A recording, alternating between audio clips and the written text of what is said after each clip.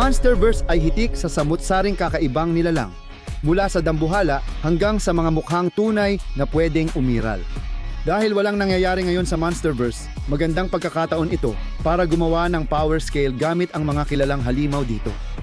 Sa video na ito, iraranggo natin ang halos 40 nilalang mula Monsterverse, mula pinakamataas hanggang pinakamababa.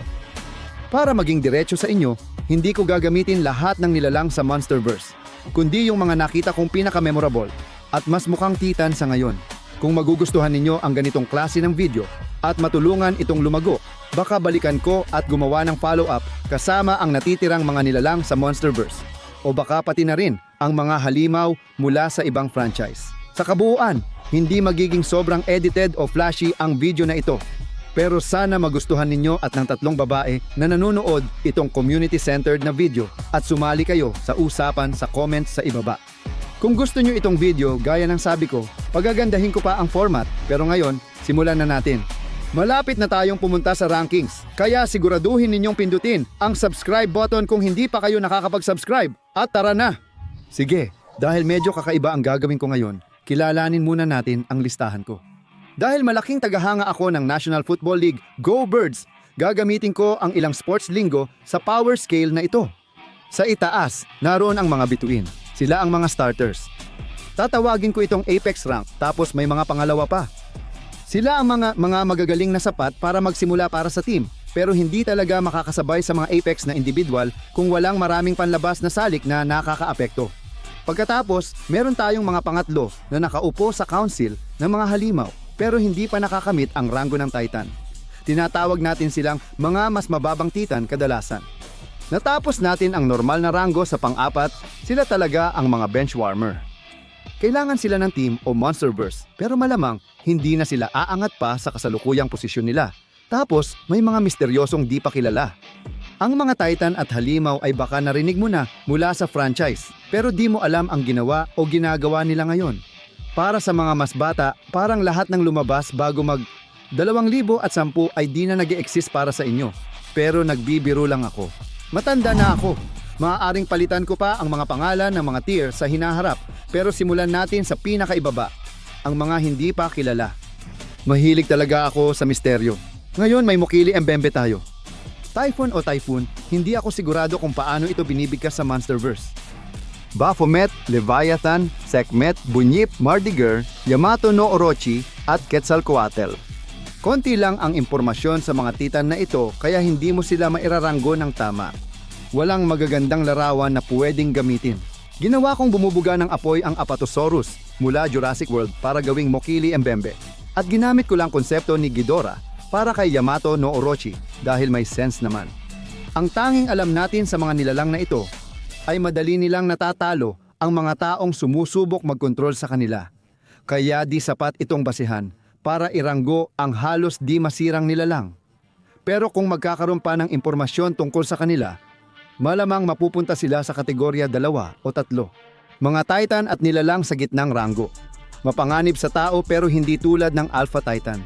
Punta na tayo sa pinaka-essence ng video. Ang pang-apat, ang pambala ng Monsterverse Titans, tulad ng Warthog. Ngayon, bilang isang grupo, napakadelikado ng species na ito. Kaya nilang pabagsakin ang pinakamalalaking Titan. Pero kung paisa-isa lang sila, hindi naman talaga sila kahanga-hanga. Mas kahawig nila ang mga hayop kaysa sa totoong Titan, at halos ganoon din ang masasabi ko para sa susunod na nilalang. Ang Spine Prowler ay mabagsik na mga ngaso mula Hollow Earth. Pero kapag kalaban ang mas malalaking Titan, mas mabuti pang umiwas siya. Sunod naman ay ang Skull Crawler na uri. Ngayon, sasabihin ko na si Ramarok, yung malaki sa Skull Island ay hindi karaniwan sa kanilang uri. Lumaki siya ng ganoong laki dahil na-trap siya sa Skull Island na walang mga banta o mandaragit at hindi siya lalaki ng ganoon kung wala ang mga yon. Medyo sigurado pa rin ako na ang mga Skull Crawler ay hindi talaga itinuturing na mga Titan ayon sa lore ng Monsterverse. Kaya sa tingin ko, tama lang na ilagay sila sa kategoryang ito. Gaya ng mga susunod na nilalang, ang Warbat. Ngayon, muntik nang mapasama ang mga ito sa mas mataas na tier dahil sa dami ng problema nila kay Kong sa Hollow Earth. Kung alam lang niya paano harapin ang mga Warbat, unang beses niya kasi nakatagpo ng ganitong nilalang. Pakiramdam ko, mas madali sana niyang nakuha ang lamang. Ang mga Warbat ay halos katulad lang ng mga Skullcrawler. Talagang mapanganib at nakakamatay na mga hayop na halimaw, pero hindi sila mga Titan. Ang susunod dito ay baka medyo ikagulat ninyo, si Zuko. Kailangan nating tandaan na isa pa lang siyang batang nunchak, kaya mababa pa ang ranggo niya ngayon. Pero balang araw, gagaling siya at aakyat din sa Titan Totem Pole. Ang huling nilalang mula sa Monsterverse na isasama ko sa tier na ito ay si Doug. Huwag ninyo akong saktan lahat. Baka may tinatagong lihim na kapangyarihan ang species na ito na maaaring maging Supreme Alpha, pero malamang hindi naman. Si Doug ay apex sa pag-alam ng gusto ng mga babae, pero dito pa rin bagay ang tier niya. Sunod naman natin ang mga nasa tatlo. Ang mga mas mababang Titan na kadalasan ay nagsisilbing punching bag para sa mga mas malalakas nating mga nilalang. Dito magsisimula tayo sa mga muto, lahat ng tatlo na nakita natin hanggang ngayon. Ang babae, ang lalaki, at pati na rin ang reyna, dahil wala naman tayong nakita na ginawa niya. Para isipin nating mas malakas ang nilalang na ito kaysa sa babaeng sa unang pelikula. Kayang talunin ni Godzilla ang bawat massive unidentified terrestrial organism, pero hirap siya kapag nagsama-sama sila at muntik pa siyang matalo. Tandaan na ang espesyeng ito sa kwento ay ebolusyon para pabagsakin ang lahi ng Gojira. At hindi pa tayo tapos sa mga massive unidentified terrestrial organism, babalikan pa natin sila mamaya sa video na ito. Sunod ay ang Kraken, isang Titan na baka hindi alam ng marami dahil sa tingin ko, kaunti lang ang nanood ng Skull Island na cartoon. Hindi maikakaila na naging malaking panganib ito kay Kong at sa isla at binigyan siya ng matinding laban sa dulo ng serye. Para sa akin, tama lang na nasa tier na ito ang Kraken. At pagkatapos, nandito naman si Tiamat. Ngayon, hindi maikakaila na pwedeng mas mataas pa ang ranggo ni Tiamat kaysa dito, lalo na kung isasaalang-alang mo yung laban niya kay Godzilla. Alam mo na, hindi sa pelikula, kundi yung nasa comics. Sa huli, hindi ko nilagay si Tiamat sa mas mataas na pwesto. Kasi tingin ko dapat bigyan si Godzilla ng higit sa 10 segundong laban para tumaas ang ranggo niya. Sunod, kasama natin si Abaddon, co-star ni Tiamat sa Monsterverse video game na halos di naaalala. Para sa mga tao at normal na buhay sa Earth, nakakatakot at delikado ang nilalang na ito. Isang higanting spider ng kamatayan. Pero nakita na natin kung paano madaling napapaalis ni Kong si Abaddon. At sigurado akong kayang tapakan ni Godzilla ang insektong yan sa loob lang ng ilang sandali. Kahit tapakan ni Godzilla hanggang mamatay ang Titan na ito, sigurado akong babalik pa rin siya, si Nakika. Ang Titan na kayang mamatay at pagkatapos ay muling mabuhay sa isang paraan. Astig na kakayahan iyon, pero dahil nahuli at nakulong ng sangkatauhan ang Titan na ito, siguradong hindi ito aangat pa sa tier na ito. Sunod, ilalagay ko si Amulet sa tatlo, isang baliw at kakaibang halimaw. Madaling natalo ni Amulet ang susunod na Titan sa kategoryang ito. Behemoth, pero sa huli, parang magkapareho lang ang ginagampanan ng dalawang ito sa kabuuan ng Monsterverse. Mas mga environmental Titan sila kaysa sa mga talagang lalaban para sa titulo ng Apex. Dumating si Godzilla at tinrato silang parang mga bata. Parang nag-aaway lang ng mga bata at agad niya silang pinaghiwalay. Kaya sa tingin ko, tama lang ang ranggo nila dito. Sunod ang Ion Dragon, ang malaking kontrabidang Titan at pangunahing kalaban sa Monarch television show. Matindi ang naging laban nila ni Godzilla sa dulo ng serye at nasaktan pa niya si Big G-Man. Kaya nakakamangha iyon. Ngunit sa huli, natalo rin siya ni Godzilla dahil lang sa oras. Kasunod sa antas na ito si Methuselah, na hindi talaga natin alam ang tungkol kay Methuselah. Hindi na natin siya nakita mula noong King of the Monsters at malamang hindi na rin natin siya makikita ulit. Kung sakaling nabigyan ng mas malalim na kwento at mga kakayahan ang Titan na ito, siguro pwede pa siyang mapasama sa Apex na kategorya. Kasi parang may pagkakahawig siya kina Godzilla at Shimo. Pero sa huli, hindi na natin malalaman. Kaya dito ko lang ilalagay si Methuselah. At pagkatapos, narito naman si Scylla. Isang Titan na paulit-ulit nang hinarap si Godzilla, pero palaging talo at nauwi lang sa pagiging parang Nickelodeon slime. Si Scylla ay matapang na parang Titan at dapat mas mataas ang ranggo. Pero dapat alam niya ang kanyang lugar. Diyan lang sa pangatlo. Sige, lahat! Papasok na tayo sa malalaking liga ngayon! Ang pangalawa, ang mga Titan na hahamon sa Alpha at magbibigay ng matinding laban. Sa tingin ko, kilala nyo ang una, Kong. Hindi ko sinasabing hindi deserving si Kong sa Apex status. Siya na talaga ang bida ng Monsterverse ngayon, gusto mo man o hindi.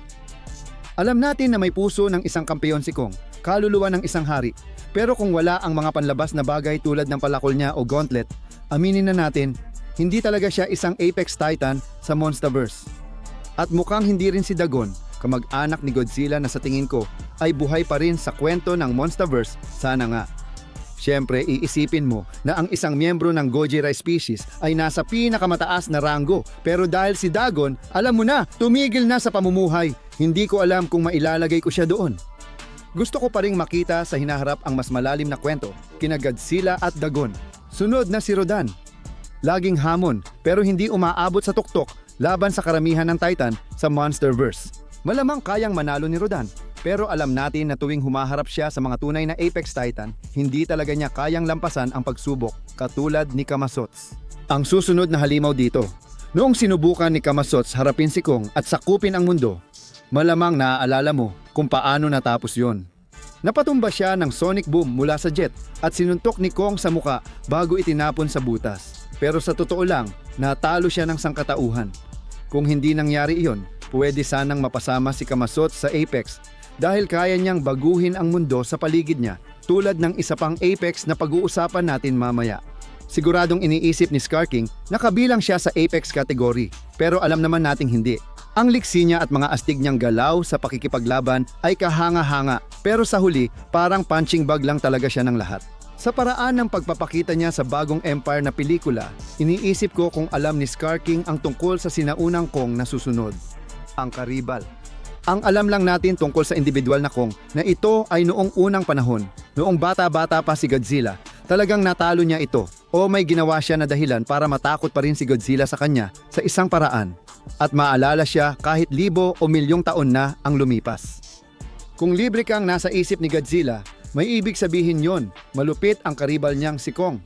Baka mas malakas pa kay Kong. Huli sa kategoryang ito si Shinomura. Hindi ako sigurado kung buhay pa siya sa kwento ng Monsterverse, pero ipagpapalagay kong buhay pa siya para sa video na ito. Hindi napatay o natalo ng halimaw na ito si Godzilla, pero hindi rin niya ito natalo. Ginamit ang atomic bomb para patayin ang halimaw, kaya bihira lang na ang sangkatauhan sa Monsterverse ang tumalo sa malaking halimaw. Kung mas napinsala pa nito si Godzilla, baka mas mataas ang ranggo niya. Sige, tapusin na natin ito ng malakas na putok. Ang mga Apex Titans na ang susunod, sila ang mga individual na gusto mong maging panimula sa iyong koponan. Marami sa mga ito ay madaling maintindihan at ayokong masyadong palalimin pa. Pero malinaw naman na alam ninyong si Godzilla ang nasa tuktok ng listahang ito. Kailangan ko pa bang ipaliwanag kung bakit siya nandito? Siguro hindi na, alam nyo na. Si Shimo ay halos kapantay ni Godzilla at 20 beses na mas malakas kaysa dati sa mga naunang pelikula. Oo, si Shimo ay kabilang din sa tier na ito. At kung si Shimo ay may agresibong espiritu at ugali ni Godzilla, sigurado akong si Shimo marahil ang magiging pinakamalakas na Titan na kilala natin sa Monsterverse sa ngayon. Pero siya ay mapagmahal, hindi pala away. At siguro mas mabuti na rin iyon. At syempre, hindi mo rin pwedeng kalimutan ang nag-iisang Titan na talagang nakapatay ng miyembro ng Gojira species. Alam mo yung diretsahan, parang 100, alam nating nangyari ito. At iyon ay si Muto Prime. May mga natagpuang kalansay ng Gojira species sa Hollow Earth na hindi alam kung sino ang pumatay. Pero tiyak na si Muto Prime ang pumatay kay Daegun sa naunang laban. Sa loob ng lore ng Monsterverse at base sa mga larawan, parang hindi naman talaga naging matindi ang laban. At kahit si Godzilla nung hinarap niya si Muto Prime, halos matalo na siya kung hindi lang dahil sa pakikialam ng mga tao at pagsagip nila.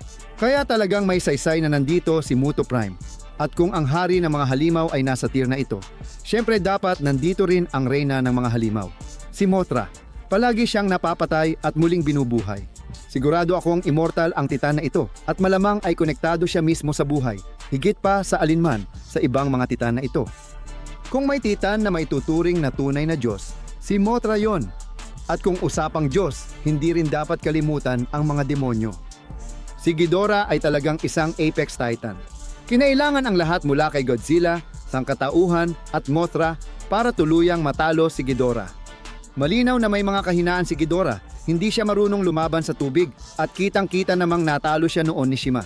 Pero isa itong Titan na kayang wasakin ang mundo at natural lang na isa siyang Apex. Kaya itong susunod ay medyo kakaiba.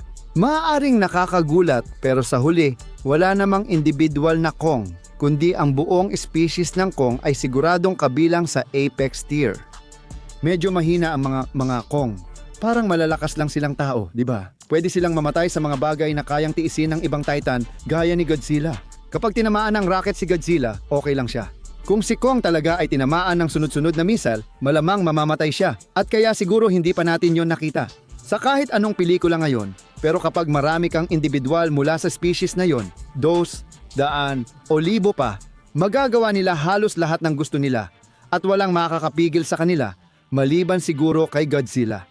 Isipin mo kung pinayagan ang species ni Kong na mag-evolve at lumaki sa katang-isip na universo, tapos naging higanting tao na kayang gumawa ng armor, sandata at kasing talino natin, pero Titan pa rin.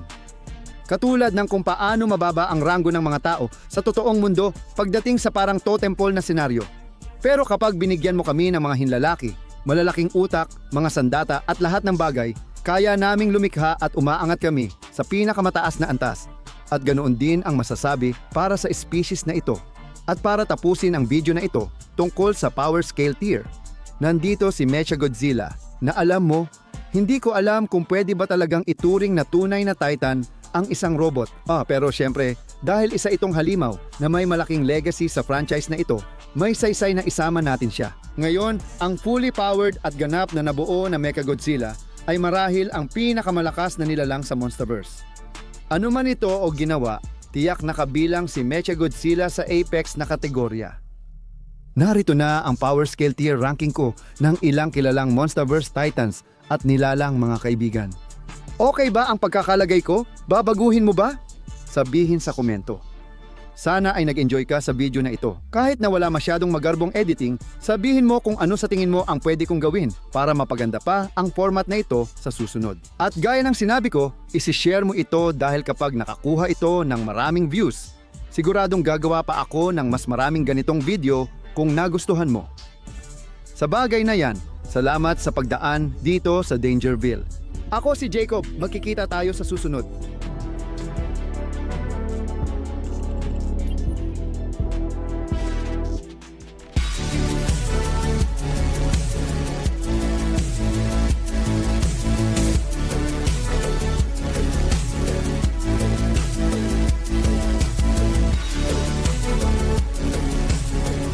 Salamat.